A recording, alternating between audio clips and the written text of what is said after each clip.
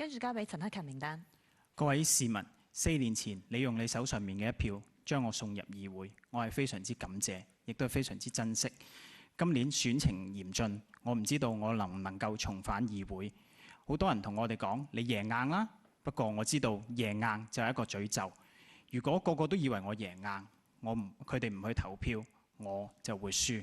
好多學者同我哋講，民建聯今年嘅形勢係非常之嚴峻，我哋嘅選票係被大量咁去瓜分。民建聯要保住新界東嘅2席係非常之困難。過去4年，我唔怕辛苦，我用我哋嘅汗水去灌溉社區，為我哋嘅市民服務。所以民建聯嘅支持者，請你哋每人行多一步，每人拉多一票，咁我哋先至有希望。我哋希望結束政治上面嘅爭拗，回復民生嘅正軌。9月9號，請你要支持出嚟投票投民建聯，支持我哋9號民建聯陳克勤嘅團隊。多謝。